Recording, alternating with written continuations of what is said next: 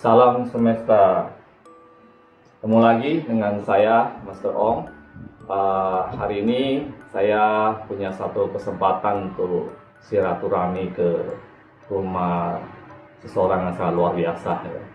Seorang pelukis yang tidak biasa. Ya, pelukis mungkin banyak gitu ya, tetapi beliau ini mungkin juga sahabat Master Ong semua sudah kenal lah, ya. Di alam gitu ya, pelukis dua alam yang luar biasa gitu, dan biasa di luar. Biasa di luar ya. Ya Di karena luar kebiasaan. sekalian juga saya juga berkunjung ke sini ya, karena sebenarnya sudah lama saya juga fans ya. Selama ini cuma melihat beliau di TV saja gitu ya. Kapan bisa ketemu gitu. Ternyata hari ini ya punya kesempatan untuk ketemu. Dan saya ada di rumah ini gitu ya, dan di sini juga banyak lukisan-lukisan. Nanti mungkin saya akan show sedikit ya lukisan-lukisannya, hasil karya dari di alam gitu. Tapi sebelum itu mungkin buat sahabat Master Ong yang belum like, share, komen, dan subscribe, silahkan dilakukan. Terutama nyalakan tombol notifikasinya ya, sehingga nanti kalau ada video baru nanti bisa ada pemberitahuan dari channel YouTube gitu ya. Dan sekarang karena saya punya kesempatan nih berkunjung ke rumah di alam, maka saya juga ingin bertanya nih banyak hal ya. Ya, yang menjadi pertanyaan saya selama ini juga gitu ya. Terutama mungkin kalau lukisan-lukisan biasa saya tidak, ya istilahnya itu banyak orang lah yang bisa ngelukis gitu. Tapi hari ini saya ingin tanya sesuatu yang yang berkaitan dengan dimensi yang berbeda gitu ya. Jangan susah nanyanya ya. Iya, jangan susah saya. Enggak. Kalau susah-susah nanti nggak dapat sepeda. Suruh sebutkan nama-nama ikan aja. Oh gitu ya. Nama ikan, nama mobil ya. Oke. Terima kasih nih Ki Alam udah dikasih kesempatannya buat bisa silaturahmi ke sini gitu ya. Dan juga hari ini cuacanya lumayan enak loh. Saya tadi jalan 1,5 jam lancar, nggak macet. Apa panas? Ya panas kan, daripada hujan lebih repot lagi saya gitu ya. Dan ini saya ada beberapa hal sebenarnya ini saya tanyakin nanti ya. Selain tentang lukisan saya tadi kita juga udah ngobrol banyak ya. Tapi saya ingin tanya sesuatu nih ya. Yang ingin saya tanya itu apa sih yang menggerakkan Ki Alam itu mau melukis sesuatu yang yang berbeda nih ya, tentang dimensi-dimensi lain, seperti misalnya terutama lukisan seperti Bunda Ratu gitu ya, atau makhluk-makhluk astral lain gitu. Basicnya kenapa gitu sampai mau gitu lukis? Mau dan tidak mau itu sebenarnya kan kita sendiri yang mengolah ya. Mau bisa karena banyak yang pesen, jadi akhirnya saya mau, misalkan gitu juga bisa. Cuman yang saya alami sih lebih dari dalam diri sendiri itu seperti saya lukis untuk saya sendiri gitu, bukan untuk konsumsi publik gitu. Cuman kebetulan seperti Master Ong itu memesan lukisan Bunda Ratu itu saya nggak memikirkan lukisan ini akan jatuh ke Master Ong, tapi ini koleksi saya pribadi. Hanya dititipkan ke Master Ong. Jadi nanti suatu saat saya berkunjung bisa melihat lukisan saya lagi gitu. Dan kalau saya berangkatnya seperti itu akan lebih menjiwai. Karena tidak merasa dikomersilkan gitu. Kalaupun Master Ong membayar saya, itu membayar upah ketika saya bekerja gitu ya, bukan isi dan energi yang ada dalam lukisan ini tidak akan bisa dibayarkan oleh apapun gitu ya. Itu sebuah penjiwaan gitu. Tapi kalau Master Ong membayar saya dengan berapa rupiah itu karena ada kinerja yang saya lakukan saja. Jadi niat itu yang membangkitkan saya sampai sekarang. Saya masih tetap berada di tema yang sakral. Ya saya sebut mungkin beberapa aliran kan ada imperialisme, abstrak, surrealisme. Jadi saya sebut saya sendiri ya. Ya. Akralisme, sakralisme. Sakrisme, aliran baru ya. Aliran baru. Oke. Aliran baru sakralisme. Jadi lukisannya bertema tentang sesuatu yang sakral. Salah satunya yaitu Bunda Ratu, dan ada beberapa lukisan yang menggambarkan tentang pendamping, khodam seseorang gitu ya. Itu saya visualkan sebagai bentuk pengenalan. Biasanya seseorang itu mempunyai pengalaman spiritual tersendiri yang dia hanya mengangan-angan dan membayangkan, dan saya mencoba mentransfer menjadi satu gambar yang utuh gitu ya, yang bisa dilihat langsung oleh gitu kasat mata, bukan lagi mata yang lain gitu. Jadi lebih enak lah mengenalinya gitu. Jadi lebih kepada mewujudkan angan-angan sesuatu yang dibayangin seseorang menjadi suatu bentuk nyata yang bisa dilihat. Ya, gitu ya. Kerjaannya pelukis kan begitu. Dia membayangkan panorama yang indah di mana, lalu dia masukin ke kanvas. Betul.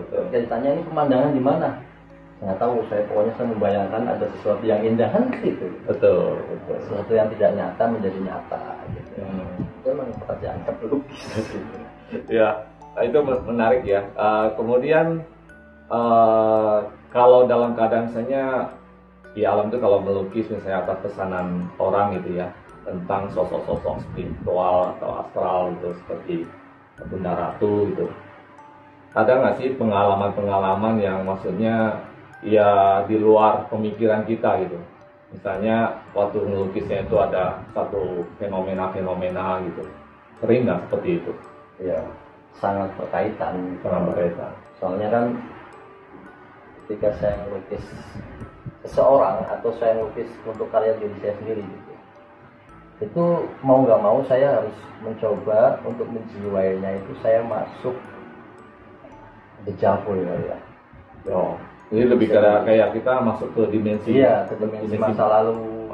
Kadang-kadang nggak diniatin ke sana, cuma terbawa aja gitu. Jadi ada banyak cerita-cerita tersendiri ketika saya melukis. Orang misalkan Mas Roong pesan ke saya, hanya ya pokoknya di lukisan terserah tanggalam lah, yang penting nanti saya tahu ceritanya apa aja. Nah di situ saya bisa mendapat cerita sendiri yang tidak dialami oleh Mas Roong. Misalkan tiba-tiba saya masuk ke masa zaman siapa, zaman dinasti apa gitu. Saya dipertemukan dengan apa, nanti saya ceritakan ke Mas Roong, saya mengalami masa lalu seperti ini gitu. Benar atau tidaknya kita tidak usah mencari kebenaran atau kesalahan gitu. Itulah yang saya alami seperti itu gitu. Karena Mas Roong mengalami, akhirnya dapat satu kisah dari saya gitu. Betul. Nah, lukisan itu bisa menjadi satu media yang nantinya bahan kisah untuk bercerita ke anak cucu. Jadi memang sahabat Mas Ong, saya juga ada pesan yang mungkin tidak apa-apa lah saya tunjukin aja. Ini. Jadi saya juga ada istilahnya memesan kepada Ki Alam untuk ya melukis sosok pendamping pendamping astral yang sebutnya seperti itu ya. Ya mungkin bahasa umumnya gitulah. Dalam perjalanan ada sesuatu yang memang membantu dalam kehidupan kita tanpa kita sadari kadang-kadang gitu ya. Dan ini hasil lukisan dari Ki Alam gitu ya. Jadi tadi Ki Alam juga jelasin bahwa dia harus masuk ke dalam dimensi dari ini gitu kan, dari para kodam gitu ya. Nah, kadang-kadang ada nggak kesulitan ketika menggambarkan itu gitu? Maksudnya mungkin ada ya orang-orang mungkin ada perlawanan atau ada apa gitu? Pernah nggak? Pernah. Ada beberapa orang yang sulit menembus dimensinya karena ada energi negatif yang masih mengelilingi dia. Jadi mau nggak mau saya mesti menetralisir dulu gitu. Baru saya masuk ke ranah energi positifnya dia. Jadi nggak semudah itu kita terus langsung ke dimensi mereka, enggak. Memang ada perlawanan-perlawanan yang tentunya perlawanan dari sisi energi ya. Kita harus menembus ke sana. Cuman untuk memahami menembus energi, kita harus tahu dulu energi itu apa gitu kan. Betul. Istilah-istilah energi kodam itu apa, pendamping itu apa gitu. Cuman karena sudah biasa bahasa umumnya itu kita itu punya pendamping gaib atau kodam gitu. Ya sudah, kita memahami di situ aja gitu. Menggunakan kata-kata yang sudah mengerti lah ya. Aja lah. Bahwa saya mencoba menembus masuk ke dimensi kodamnya Master Aung gitu. Gitu. Dan yang saya dapatkan ini gitu. Ada sosok Dewi ya, kalau Dewi Cahaya. Dewi Cahaya. Kemudian ada juga sosok kayak seperti pejabat zaman dulu gitu lah ya. Ya, cuma kalau melihat wajahnya sepertinya sudah umurnya bisa ratusan tahun kayaknya udah. Bisa sangat tua gitu ya. Tua banget ya.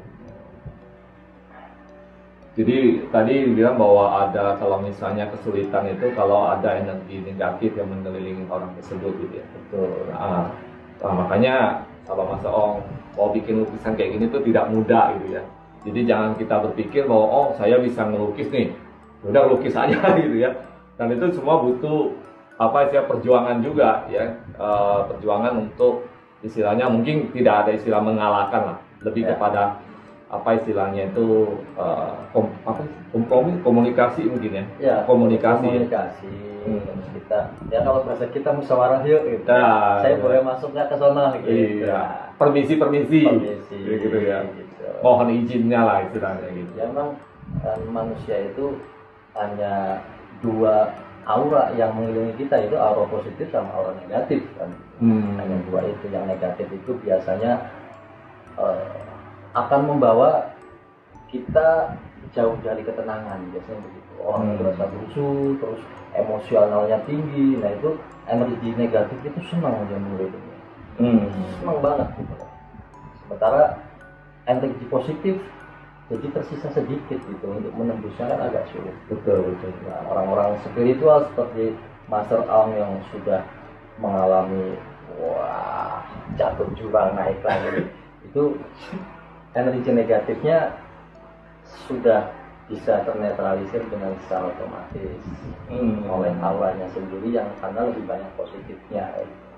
Makanya ada orang yang meminta untuk dibuang energi negatifnya, bisa gitu. Kalau orang itu memang mampu menembus ke sana ya bisa disingkirin gitu. Dan akan lebih bagus oleh dirinya sendiri.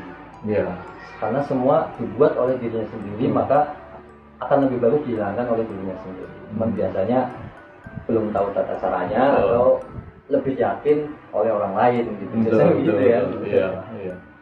Jadi sebenarnya kalau kita mau ambil satu hikmah ya, perjalanan hidup kita itu adalah sebenarnya cara Tuhan atau semesta itu membuat diri kita lebih baik sebenarnya. Betul ya. Bahkan energi negatif pun bisa dimanfaatkan untuk kebaikan. Kalau orang yang sudah memahami makna kehidupan, tidak ada yang menyakitkan dan tidak ada yang merugikan gitu. Tinggal kita cara memakainya untuk apa. Betul. Ya, kalau Master Aung pakai topi indah itu di kaki, ya kan semahal apapun menjadi percuma ya. Sendal kita malah jadi kalau ditaruh di kepala kan lucu. Betul. Bagaimana cara menempatkan ini? Selama Kiala melukis permintaan dari banyak orang ya, ada nggak yang sampai dampaknya itu istilahnya itu ya ke diri kita gitu, yang parah gitu? Pernah nggak kejadian misalnya lantaran kita mau lukis dia kemudian kita jadi sakit atau ngalamin sesuatu gitu? Pernah nggak sampai seperti itu? Pernah ada. Itu biasanya saya terlalu masuk ke dalam sebelum mempersiapkan diri. Jadi ketika saya mau masuk ke dalam, wah di sini kurang dalam terus gitu, dipaksakan. Artinya kekuatan saya nggak mampu menampung, bisa ambruk, bisa muntah, bisa pertama ya pusing-pusing, bisa jantungnya lebih cepat berdebar gitu, bisa sampai fatal bisa pingsan gitu. Oh, sampai segitu ya. Berarti sampai ke fisik kita ya benar-benar ya, bukan hanya emosional aja ya. Sampai ke fisik. Cuman setelah saya belajar sedikit demi sedikit, saya mampu untuk mengendalikan diri. Jadi alhamdulillah sampai sekarang tidak sampai seperti itulah. Kalau dulu pernah lah ya. Apalagi kalau lukis yang energi positif seperti ini sih jarang terjadi. Jarang terjadi ya. Kayak saya dulu lukis di acara TV itu, yang lukisnya hantu, betul. Itu energi positif, negatif dan negatif, tempat-tempat kanker. Itu saya sampai pernah muntah darah, sampai pernah pingsan gitu, karena hantaman itu nyata pada saat itu. Mungkin orang melihatnya itu rekayasa, sudut pandang aja gitu kan. Termasuk saya juga kadang-kadang sempat berpikir gitu tuh, gitu kan. Mungkin jangan-jangan settingan gitu kan, sampai gimana gitu ya. Tapi saya makanya hari ini saya beruntung nih bisa dapat seseorang yang memang punya pengalaman di sering juga muncul di TV ya, untuk pengalaman secara live, secara langsung gitu kan. Jadi itu bisa menjawab juga keraguan-keraguan dari banyak orang ya, bahwa masa sih sampai segitunya gitu kan. Kalau acara seperti itu memang nggak banyak skenario. Paling skenario yang disarankan, nanti kamu jalan dari sini aja, terus selanjutnya explore aja, gitu semuanya begitu. Jadi nanti posisi melukis di sini aja ya, oke? Yang dilukis terserah ke alam, gitu. Semuanya begitu gitu. Nanti diatur posisi dan kapan ketemu, kapan datang aja. Selanjutnya memang explore nyata, gitu. Apa yang saya alami, benturan-benturan yang saya alami itu cukup dahsyat gitu ya. Itu jadi pengalaman tersendiri buat saya lah gitu. Sekarang udah jarang melukis hantu. Mungkin kayaknya hantu sudah pada melihat saya, begitu melihat saya, awas nanti dilukis gitu. Pada kabur juga ya. Udah nggak mau gitu ya. Udah lukisnya yang cantik-cantik, yang ganteng. Iya. Lebih nggak banyak resiko lagi ya. Terus untuk melukis istilahnya kodam seseorang atau pesanan seseorang itu di alam ada melakukan sesuatu ritual nggak? Dan misalnya kan kadang orang pikir mungkin dia harus puasa, harus apa gitu ya. Ada nggak ritual-ritual tertentu yang tadi bilang perlu persiapan itu? Pasti ada. Yang namanya ritual itu nggak harus kita menyuguhkan sesuatu, nggak harus menyuguhkan kopi pahit, menyan dan lain-lain. Itu sebagian tradisi yang kita jalankan, itu sangat bagus gitu ya. Ritual yang pertama adalah doa ya. Doa tentunya. Untuk ritual seperti puasa dan lain-lain itu saya di luar saya melukis ya. Artinya saya nggak meniatkan untuk saya mau melukis master saya puasa dulu 7 hari, rugi saya mas. Iya betul. 7 hari puasa nggak makan nggak minum, melukis gemeteran. Ya tentunya ritual seperti puasa dan zikir dan amalan atau apapun itu sudah dilakukan sebelumnya lah. Ketika sebelumnya sudah melakukan, kesini sudah tidak harus melakukan. Tinggal kalau di komputer itu tinggal pencet enter, udah jalan. Gitu. Jadi lebih kepada memang ritual, ada doa-doa, kemudian ritual puasa, tetapi tidak berkaitan dengan sebuah lukisan saja. Lebih kepada semacam memang sudah menjadi satu kebutuhan hidup mungkin ya. Untuk pribadi. Untuk pribadi gitu ya. Dan itu juga otomatis memperkuat istilahnya ketajaman kita untuk intuisi segala macam. Ya maksud itu.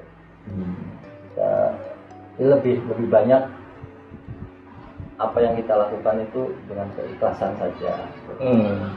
Kalau kita pun punya niat yang baik-baik, sudah pasti didengar gitu. Iya. Kita lakukan hidup yang terbaik aja gitu. Gak harus fokus satu pekerjaan, satu ritual, nanti repot sendiri. Gak bisa kebayang mesti kurus apa. Tiap kali ritual harus kurus apa tuh, nggak makan nggak minum gitu kan. Bukan mana saya sama Master Om ya. tulisan mana coba nanti kalau di komen aja jawabnya. Iya. Komentar aja. Iya. Berarti memang ya segala sesuatu itu perlu persiapan lah ya, tapi persiapannya lebih kepada doa-doa yang hanya simple saja, tapi ya memang sudah menjadi bagian kehidupan kita sehingga tidak perlu terlalu ribet-ribet atau gimana gitu ya. Ya emang seperti itu kan, kalau mau melihat kesamaan antara Mas Ong dengan saya, secara fisik tidak ada bedanya. Mas Ong punya tangan, saya punya jarinya juga sama, semuanya sama, organ tubuh sama. Kenapa Mas Ong tidak bisa lukis? Iya betul. Jadi pengen bisa lukis tapi nggak bisa. Saya suka bertanya kenapa saya bisa melukis gitu. Betul. Dan energi melukis itu seperti apa? Saya sendiri belum mengetahui itu. Betul. Titiknya itu ada di mana si talent itu gitu deh. Kan ada orang yang talentnya beda, dia bisa nyanyi, sementara gampang nyanyi begitu. Saya nyanyi, iya beda gitu kan. Ya, hasilnya lain ya.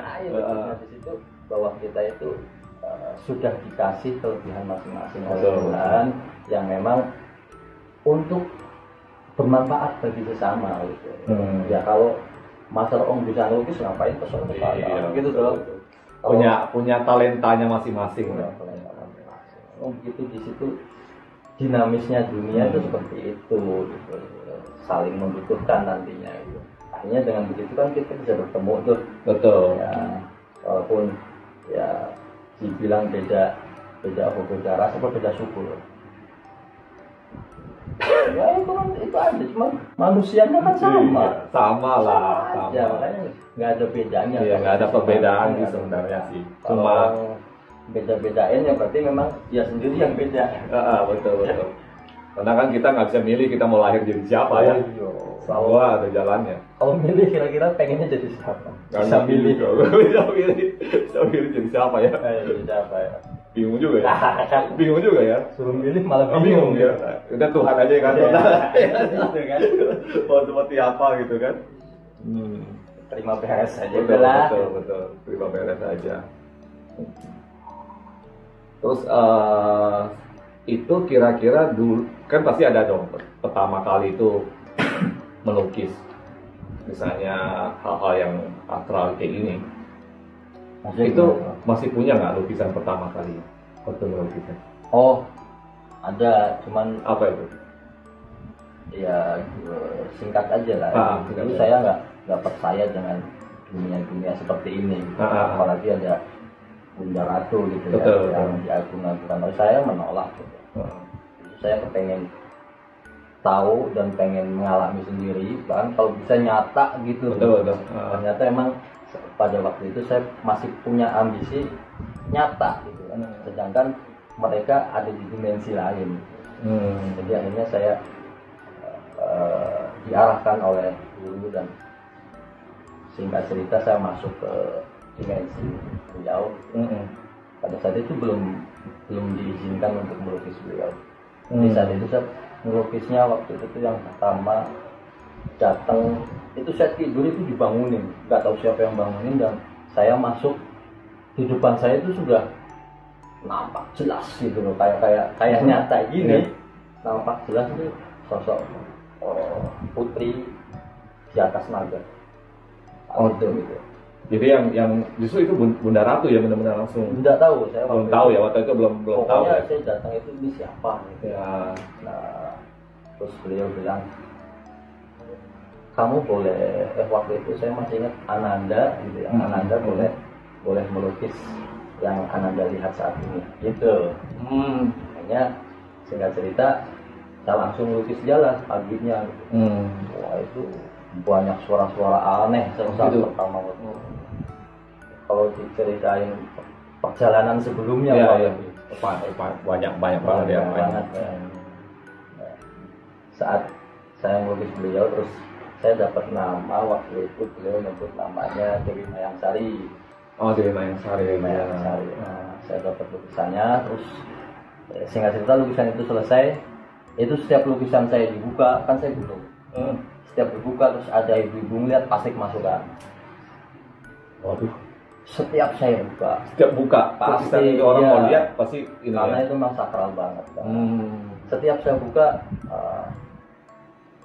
besoknya ada yang datang, terus wow, suka aneh-aneh. Saya bilang, saya masih tetap rasional waktu itu, cuma dapat ilham gambaran itu aja gitu. Ini kok lukisan lama-lama bikin pusing saya gitu. Orang mau dipamerin nggak boleh. Nggak bisa dipamerin. Iya, mau saya bawa waktu itu ke Ancol. Pas saya buka, mana lukisannya Mas? Saya buka, saya lihatin ke teman. Kemasukan malah. Ya, pokoknya setiap kali orang ngeliat tuh pasti kemasukan. Gitu ya. Kemasukan, terus minta jangan dipajang di sana lah, di dekat laut itu waktu itu. Saya bilang kenapa? Nanti akan ada hujan badai karena gitu. Kasihan teman-teman yang lain. Waduh, ngerepotin juga lukisan. Akhirnya saya taruh di gudang, bisa baru 3 tahun lah. 3 tahun.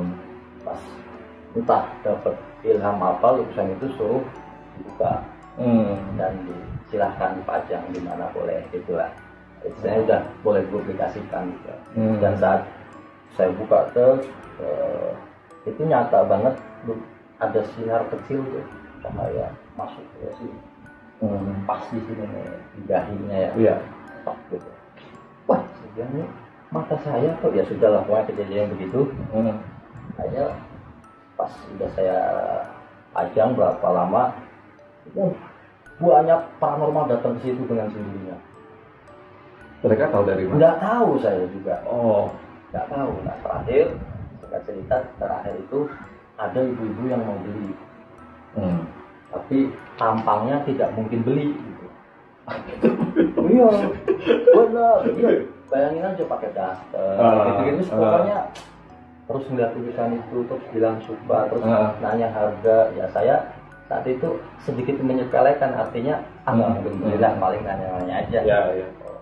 Nggak bisa kurang Mas, boleh ibu dikit gitu kan. Ya udah, nanti besok saya kesini lagi, harganya pas ya. Besoknya tuh mau datang lagi dengan masih pakaian yang sama. Mas, itu lukisan buat saya. Saya kaget gitu kan. Beneran? Iya beneran Bu. Iya. Berapa kemarin segitu harganya? Ya segitu Bu. Ya udah. Itu saya lihat di era modern, itu uang bisa keluar dari perutnya saya. Uang keluar dari jadi waktu itu dia buka dasternya setengah gitu ya, dia buka. Uangnya dia bawa di dalam dasternya? Enggak, kayaknya dalam perutnya. Dalam perutnya? Iya, nggak ngerti, pokoknya ada. Dia nggak bawa. Dia bukan masukin ke dalam sini karena takut? Enggak banyak uang. Saya ngeliat nyata itu dari perutnya keluar dari kayak seolah-olah dari dalam perutnya keluar. Iya. Saya sampai bengong gitu. Dan saat itu dia baru cerita yang sebenarnya, bahwa saya masih tertipu oleh penampilan. Di situ ada pelajaran saya, jangan melihat penampilan seseorang, itulah. Jadi siapapun yang kamu lihat itu makhluk Allah juga, makhluk Tuhan juga. Sama-sama derajatnya sama gitu. Di situ saya nangis itu, gemeter, dan itu luar biasa itu. Ibu itu emang akhirnya dia cerita semua bahwa dirinya itu siapa gitu. Dia sedang menyamar ternyata. Dan dia lah akhirnya yang memegang lukisan pertama saya. Dan lukisannya ya terakhir pokoknya dia bilang, saya nggak nyebut nama tapi dia udah tahu itu Mayang Sari. Seminggu lalu datang ke rumah saya. Dan katanya ada di sini gitu kan. Saya samperin. Sudah jodohnya ya. Dan Mas tahu saya tinggalnya di mana? Ya tahu nggak Bu? Saya di Denmark. Jadi lukisan ini akan pergi ke sana. Denmark. Sampai hari ini sih. Sampai hari ini. Makanya begitu saya kangen sama lukisan itu susah. Jauh. Mesti pakai pisah dulu. Itu lukisan pertama ya. Jadi berarti lukisan pertama tentang yang asal dari Ki Alam juga tentang sosok Bunda Ratu ya. Ya, masih bagian dari Bunda Ratu ya. Selatan ya. Mayang Sari ya. Berarti memang dari awal memang ya judulnya sejak itu baru mulai banyak yang lain-lain semua. Ya, mulai dari situ banyak mulai terbuka ya, satu terbuka. Jadi Nawang Wulan siapa, Ibu Ratu itu siapa. Kita kan selalu tahunya hanya Ibu Ratu, bukan Ibu Ratu. Tapi beliau punya nama. Betul. Ibu Ratu itu panggilan ya sama dengan Bapak. Iya, Bapak dari mana gitu gelar ya. Gelar seseorang. Penghormatan. Iya, penghormatan. Tapi beliau punya sejuta nama, sejuta wajah. Bagaimana kita meresapinya saja. Jadi ada yang bilang yang asli itu yang ini. Oh ini mah palsu, ini asli kan selalu gitu. Iya. Jadi saya pengalaman saya bertemu dengan beliau tidak ada yang asli dan tidak ada yang palsu. Bunda Ratu itu menjelma sesuai kriteria kita masing-masing. Betul. Beliau memperkenalkan dirinya dengan nama sebutan dan sesuai kriteria kita masing-masing. Bunda Ratunya tetap Bunda, seorang Bunda Ratu, tapi dia bisa memecahkan diri menjadi siapa yang kamu mau. Dan nanti pada titik yang sesungguhnya kita tidak akan mampu melihat sosoknya karena dia bukan bentuk, bukan juga energi. Kembali ke titik nol itu baru kita akan menemukan. Iya betul. Titik nol itu yang kosong, yang tidak ada. Disitulah sesungguhnya nanti kita masuk ke kedalaman samudra terdalam. Jadi kalau di manusia samudra terdalam nurani kita. Betul. Dan itu sebuah perjalanan yang dibilang benar-benar banyak rintangan, banyak halangan, itu semua harus kita belajar dari sana, kemudian mengambil hikmahnya dan kita mulai lagi. Ya. Ilmu pom bensin itu bagus. Ilmu pom bensin. Ketika kita jatuh, ya udah kita mulai dari nol lagi kan gitu. Pak mulai dari nol ya, sisi 100, sisi 50. Itu filosofi pom bensin.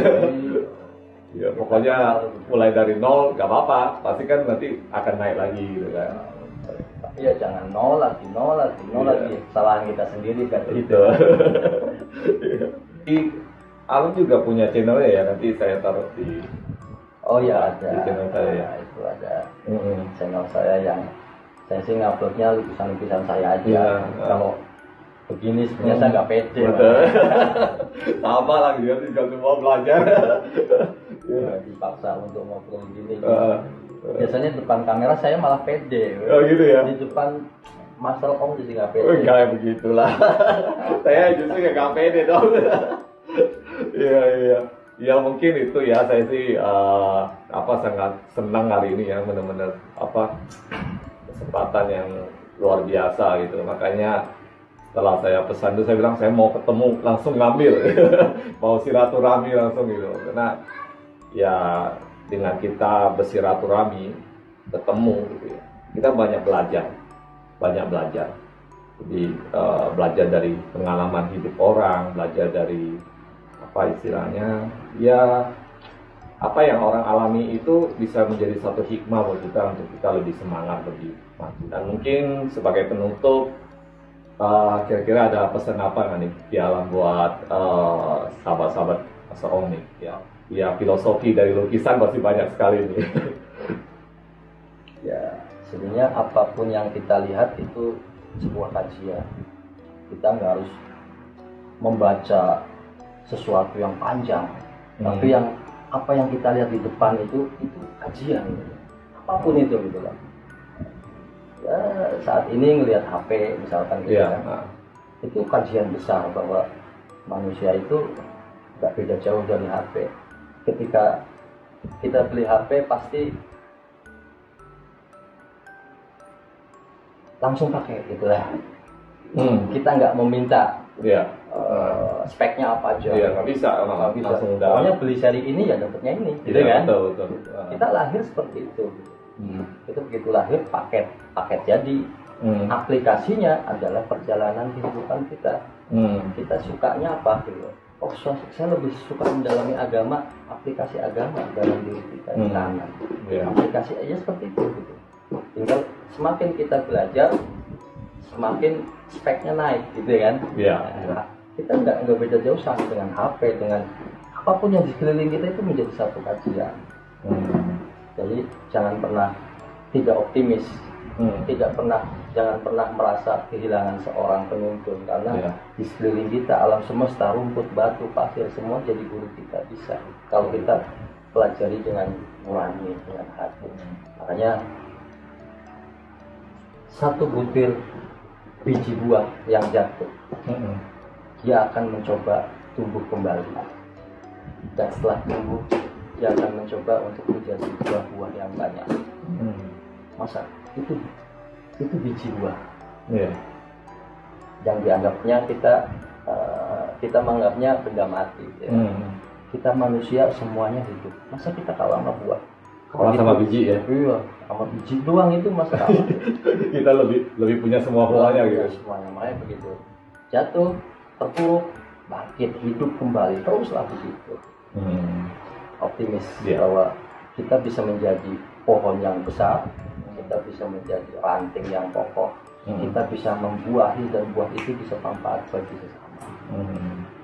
Ya, intinya jadikan hidup kita ini sebagai sebuah pelajaran, sebuah hal yang bisa dijadikan semacam landasan untuk kita selalu optimis untuk maju. Jadi kita jangan istilahnya pesimis lah dalam hidup kita ya, apapun yang kita alami. Jadi kalau kita pernah ngalamin sesulit apapun, kita harus berusaha untuk bangkit gitu. Jangan pernah menyerah gitu ya.